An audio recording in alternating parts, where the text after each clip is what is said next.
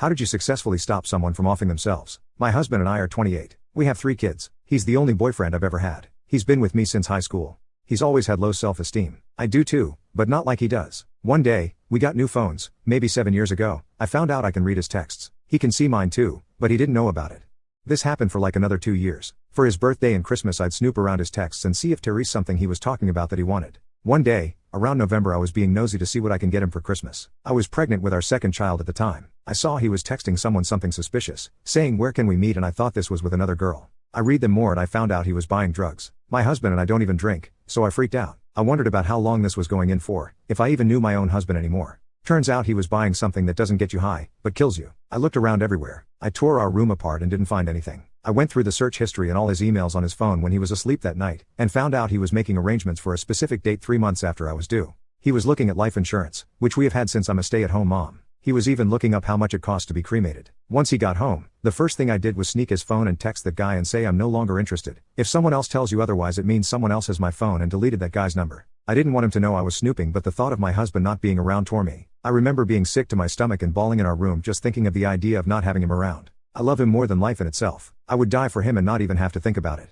My husband is my entire world. That day on I made sure he knew that, even if it meant embarrassing myself. I started bringing him flowers at work almost every day. When he would come through the door I would screech with excitement and give him a hug and a smooch and tell him I missed him so much and I couldn't stop thinking about him all day. When I was out with him, how beautiful and handsome he was. When he was around my friends I'd say look at my husband. He's so beautiful. I'd call him at work and ask how much longer until he's home. I got him to start going to therapy too. One night I woke him up because I was freaking out and couldn't sleep. I told him I had a nightmare. I said I had a dream he passed away. He said why is that a bad thing?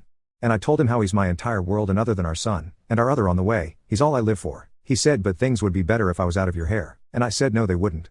If you left me it would literally ruin my life. He said not if you're financially well off. You'll be much better off, and I said I could have all the money in the world. It would mean nothing if I didn't have you. I'd much rather be homeless but still have you as my husband than be filthy rich and you be gone. And he said are you serious? And I said 100%. I'd sleep under a bridge if it meant I still got to sleep next to you. He said I didn't know you felt that way, and I said I really do. I asked if I could go with him to therapy. He said yes. I told his therapist I think he has depression, and he admitted he might. He got a prescription, and it seemed to help him a whole lot. Even though it's been 5 years I still do all those nice things for him, like call him handsome and bring him flowers. I don't ever want him to second guess for a second that he's my sunshine.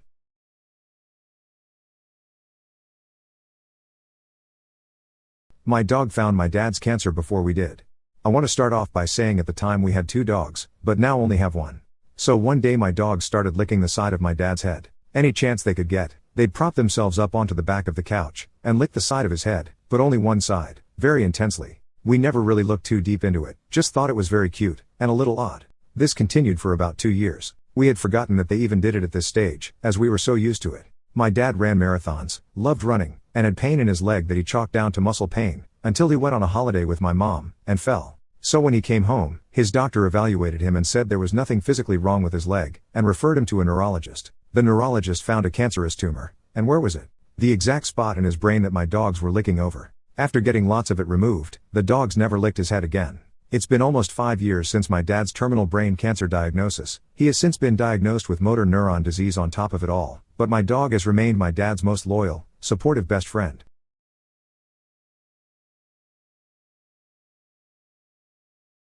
My boyfriend dumped dirty cat litter on me. My boyfriend, 25M, and I, 27F, have been together for 4 years, living together for 2. Last year we got a cat named Milkshake. It was his idea to get the cat, and he himself said he would take care of most of its needs. He also said that the most I would ever need to do is feed him. I love the cat so much. I go out of my way to brush him and clip his claws when needed, and play with him. Anyway, my boyfriend quickly realized he really hates cleaning the litter box, and would leave it, if I don't notice, for days at a time. I usually find myself being the one who cleans the box, which I don't mind because I'd pretty much do anything for this cat. I went on a trip last week for a friend's wedding. I was gone for a full week and got back last night. Immediately when I got through the door I could smell the box. It was terrible. I put my things down and greeted my boyfriend. After a few minutes, I asked him why hasn't he cleaned the box while I was gone, and if he could even smell how bad it was. He said he just didn't feel like it, and the cat didn't mind it. This annoyed me and I said that he needs to clean it as soon as possible, and that he shouldn't have to rely on me to do it all the time. He was visibly annoyed by me saying that, but said alright fine, and went to the cat's room.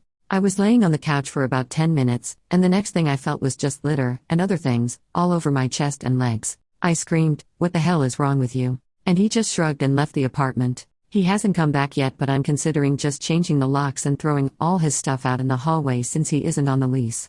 This was something I just can't forgive so easily.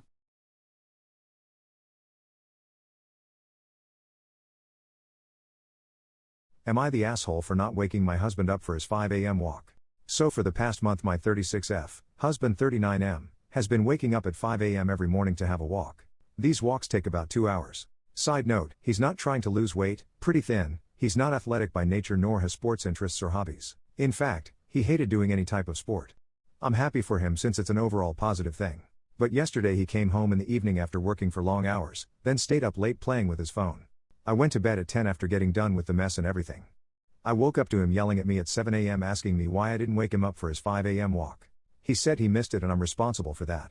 I was so confused. I said that first of all, he always wakes up by setting his alarm, why should I be expected to wake him up this time? He yelled that he forgot to set his alarm. I said so what? It's no big deal, it's not like he missed an important meeting or something, but he got angrier and said that those walks help improve his health and restore his energy and help him feel better. I made a comment about how missing one walk won't hurt, but he unloaded and yelled about how I was trying to prevent him from doing his hobby for some unknown reason. I told him he was sorely mistaken, even though I admit that those daily 5 a.m. walks around the Veterans Park are weird, but also his reaction? I really thought it was over the top. He stormed off and went to shower saying I ruined his entire day. When he got out he started avoiding and ignoring me, even when I talked to him directly. He went to work and refused to respond to my calls. Really, I'm at a loss, like maybe it was something I said about his walks. But I really don't know. He's sulking nonstop as of now and I'm literally about to lose my mind. Am I the asshole? Got hearing aids today and cried because my cat purred. I 31F, began to lose my hearing about 10 years ago, when I was in the military. My husband and I got a cat about 5 years ago. I've never owned a cat before, so I had no idea what kind of noises they made besides meow, so I had no context for what to expect when I heard my cat purr for the first time today. I was laying in bed and he jumped up next to me and snuggled into my armpit. I started to feel him vibrate like he always does and then I heard it. I was so scared at first, I didn't understand what the sound was. Then it clicked, purring isn't just vibrating. It's a sound. I can hear it. My cat has wandered off now, but I keep bursting into tears just thinking about his purr. I've never heard a cat purr before and it's so sweet. There's this ethereal quality to it I can't even describe. It has this rhythmic pattern to it. It's all nasally, but low and fluttery. My husband and kids are sleeping and I don't want to wake them up, but I'll tell them in the morning. I just wanted to share this joy I'm feeling with someone now.